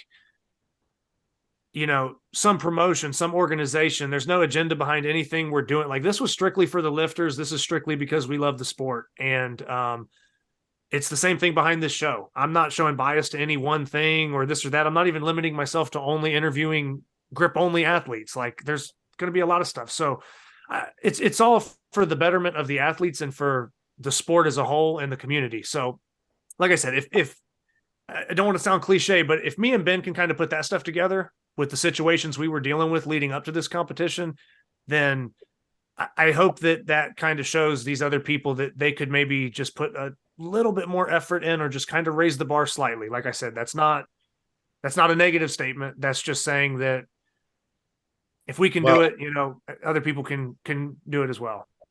I would say you guys set a really high bar, because like the moment I got home, I started searching like international competitions that I could like do some grip tourism to, go travel somewhere else and compete. And like everything's so far away. So I'm like, oh no, there's no close competitions, but I might try and go to Pennsylvania for King Kong in October. We'll see. Okay. Yeah. Is that going to be Jed's venue, or who's in Pennsylvania? Yeah. Okay. Yeah. Okay. Yeah. But you set a high bar. So. Sorry. I'm gonna say your love, your Zach and Ben, your love for the sport really comes through both. Not this show, but the event, everything you put into it. It's clear that you wanted to do put on something special, and it was. And I think as the word spreads, the events or any events you put on will just become bigger and bigger. So hats off to you on your inaugural event. Thank you. Yeah. Thanks, Eric. Because I mean that. Like I said, I was surprised to even see you guys sign up. So once I started seeing names like that, I was like, whoa, okay, maybe we're onto something. Ben, I've been rambling too much. What was going through your mind when you started seeing some of those names kind of sign up, or when you started realizing like, hey, this competition's like not just 5 people down the street, Yeah, I was getting really excited. I thought, we got all these big names coming in, and this comp's going to be huge. It's going to live up to the name that picking, it's going to be heavy hands. So it was great. The turnout was great. Everybody that came pulled some big numbers and lived up to the expectation that I was expecting it to be. So that's all that you can ask for. Yeah, like I said, go ahead. No, I was just saying, like we had a few people kind of drop out or couldn't make it due to whatever reasons. And that happens for anything. But I think we still had a solid lineup. And I think, like you guys kind of said, once word of this gets out, this was just a goal that we set to kind of make this a yearly thing. We wanted to put a little more effort into it. And, that way that the next year it pops up, it's kind of on people's radar. Okay. Yeah, no, that'll be, like I said, I'd love to have you come back down again. And like I said, it might not be the same venue. I don't know. That's something we have to talk about. But yeah, Canadians are still allowed. What's that? If Canadians haven't been like excommunicated from the heavy hands competition. Oh, no. No, not at all. Not at all. Yeah, does anybody have any kind of closing thoughts? I'll just kind of, like I said, we've covered a lot of stuff with it. We covered all the stats. We covered the atmosphere, the prizes, the people. There's really not a whole lot for me that I would like to cover or say. Do you guys have any kind of like closing thoughts regarding the competition or anything else? I thought it was fun to see Ben already designing next year's logo. Yeah, that's right. Looks good. I decided pretty easily. So once you told me, we gave Zach the backdrop. Yeah. Because it had the year on it. We can't reuse it. And I was like, I got to make a new one. We can't have the year in there. So I was all over it. Yeah, I'm still looking for space in my garage for that massive banner too. I can't wait. Yeah, I gotta like basically reorganize my whole garage so I can put this thing You'll see it on Instagram eventually. Awesome. But yeah, like I said, Ben, I'm joking when I say this, but Ben's a psychopath. Okay, you're talking about he knows what I'm about to bring up. Not only did this guy design a logo, this guy's trying to shoot me like almost 48 hours removed from the competition. He's already like sending me lineups for next year. I'm like, dude, I don't even want to think about what the events are. He's already got like templates laid out. He's got a new logo. I'm like, talk to me like 2 months from now, man. I don't even want to think about this. But That's awesome. But yeah, Ben has a super work ethic and very, very on top of stuff. So yeah, funny that you brought that up, Eric, because yeah, he was blowing my phone up with all these different lineups and implements, and I was just like, man, I don't even know what's going on right now. So When are you going to be releasing the lineup? Me and Ben have a I say we won't announce anything right now. There's a few things that we're definitely going to change, and then there's parts of it that are going to be similar. I guess that's kind of vague, but as far as when we would announce anything, Ben, you got an idea of like when you would want to, maybe just a rough time estimate? I'm not sure. Maybe December. I'm hoping we can let everybody know what the implements would be. But I can say right now, and I'm saying this because I'm pretty sure Zach would be cool with it, but Andrew's axle is staying in heavy hands. We feel like that's just going to be the main implement for that contest. So that one's going to stay. The other three can be up in the air. We might change them all. We might change just one or two, but Andrew's axle is here to stay. You can get rid of the Saxon bar if you want. What was that? I said you can get rid of the Saxon bar if you want. I do sort of like the idea of, it would be boring if annual contests always had the same events. And that's part of the interest in this sport is that things change a bit, but I do like the stability, some element of stability. So I think that's really cool that this is sort of the Andrews Axle is sort of the core event. And because I think having the same events, why we try to switch something up every year with one or two things up every year with King Kong, because you don't just want to see the same people at the top every year. You want to make it exciting and, have people wondering who's going to make it to the top. So, but if you're going to pick one to focus on, that Andrews Axle is a pretty good one. Awesome. Yeah. Says the record holder right now. No, I'm just kidding. Yeah. I like that event.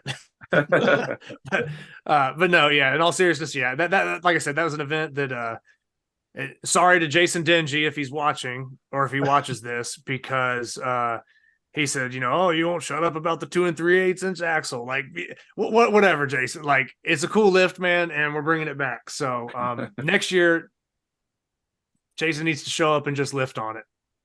So that's me calling out the big dog. He's going to pull Team Ohio number on it too. I have no doubts.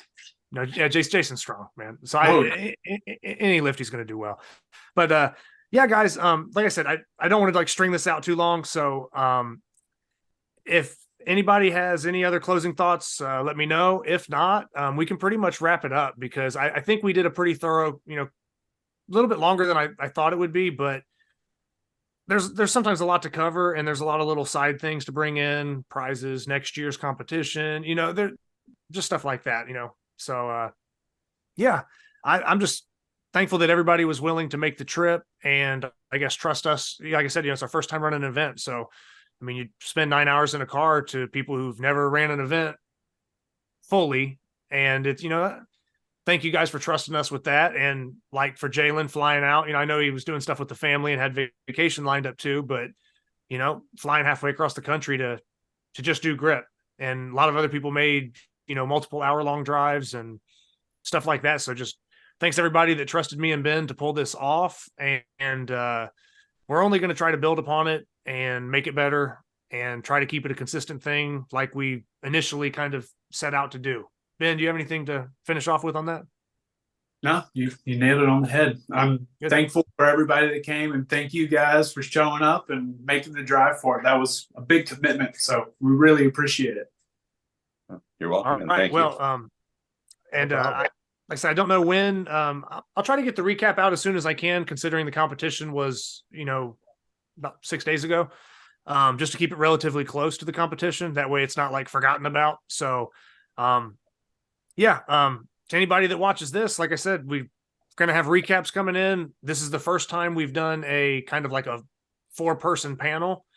I don't think it went too bad as far as the like talking over each other and stuff like that. We kind of talked about that before we started, like, I hope we don't talk over each other, but I think it went pretty well. And when we get these topic discussions rolling, it might be something like this, but instead of recapping, an event or going by the stats, we might be freely speaking about any topic that's grip related. And I think the different personalities kind of, I won't say colliding in like a negative way, but like colliding back and forth. I think that will probably create some interesting discussion. And I think that'll be pretty entertaining when that happens. So this was a nice time to kind of get used to a 4-person lineup and cover this event at the same time. And like I said, this is just going to carry into future shows. So that's kind of just what people can expect. So man, I'll sign off with that and let you guys go. And like I said, just everybody stay tuned. We're going to continue to knock out recaps and